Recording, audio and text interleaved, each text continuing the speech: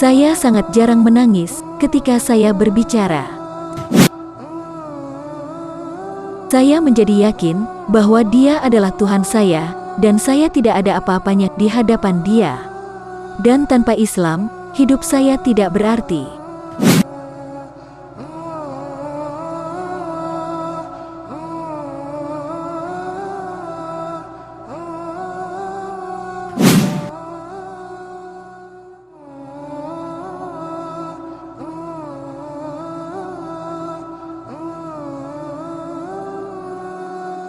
Assalamualaikum, nama saya Barbara, umur 24 tahun. Saya dari kota Lille, Prancis. Pendidikan terakhir saya, Master Ilmu Sosial. Barbara adalah seorang mahasiswa dari sebuah desa di Prancis Utara. Ia menempuh pendidikan di kota Lille, Prancis. Ia tidak pernah mendengar tentang apa itu Islam. Agama buat keluarga saya adalah mode.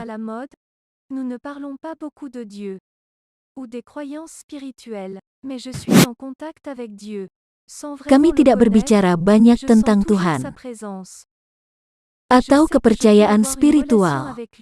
Tapi saya berhubungan dengan Tuhan. Tanpa mengetahui Dia sebenarnya, saya selalu merasakan keberadaannya. Dan saya tahu bahwa saya dapat memiliki hubungan dengannya. Tetapi dengan cara yang berbeda, kemudian saya berkata pada diri sendiri, pasti ada cara yang lebih baik untuk mengenal Pencipta. Dan saya berharap suatu hari saya menjadi dekat dengannya.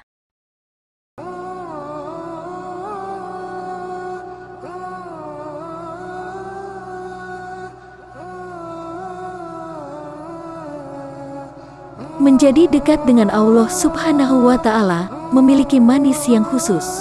Hanya mereka yang tulus yang akan mendapatkannya.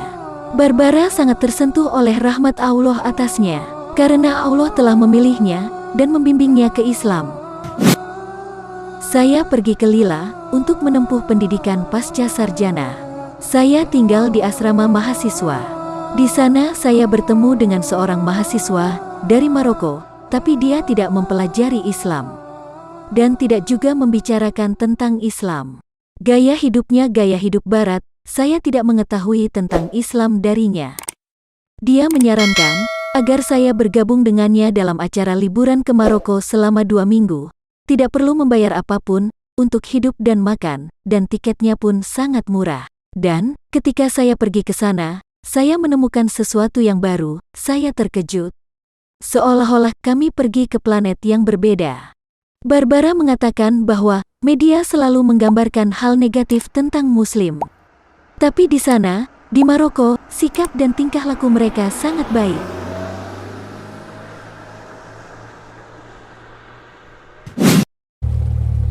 Dan ketika saya kembali ke Prancis, saya berkata, sudah waktunya untuk memiliki pandangan saya sendiri tentang Islam. Saya ingin tahu tentang Islam, bukan dengan prasangka.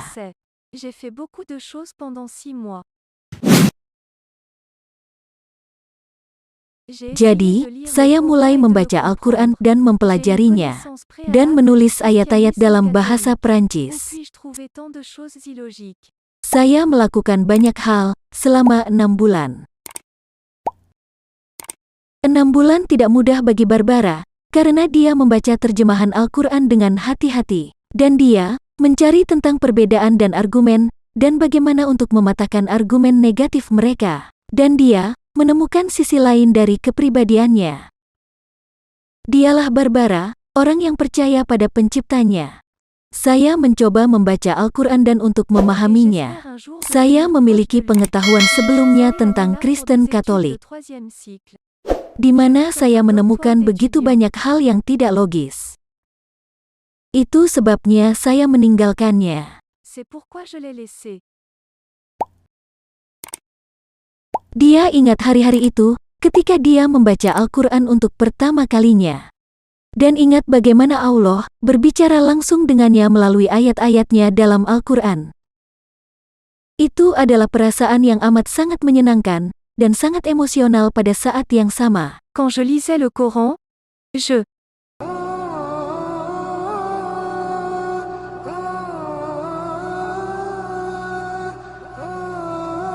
Walaupun saya orang yang kuat, saya jarang menangis. Dan saya tahan penderitaan, dan saya mendukung orang.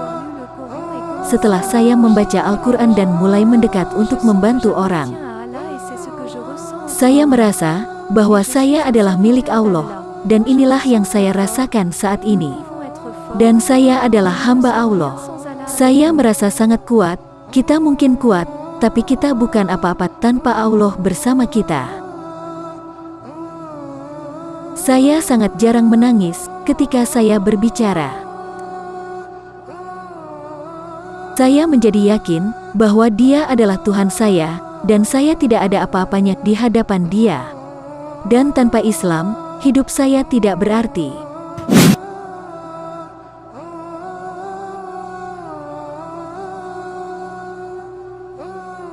Maha Suci Allah, beberapa kali ketika saya mendengar kisah para mualaf ini, saya merasa betapa kecilnya terhadap apa yang sudah kita lakukan untuk Islam.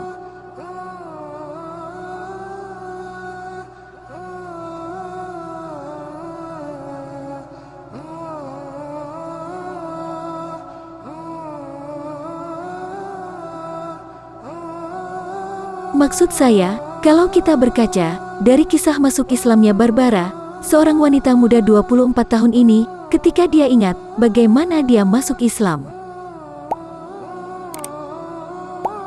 dia menyadari bahwa Allah Subhanahu wa Ta'ala telah memberkati dia dengan rahmat terbesar.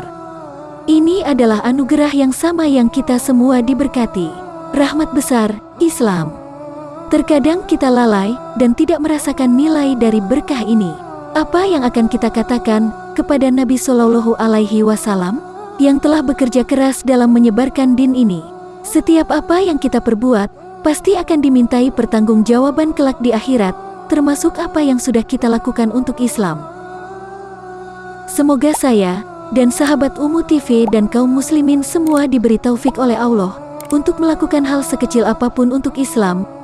Akhirnya kami mohon maaf jika selama ini dalam tayangan Ummu TV masih banyak kekurangan. Silahkan share, like, subscribe dan berikan komentar terbaik Anda. Terima kasih. Wassalamualaikum.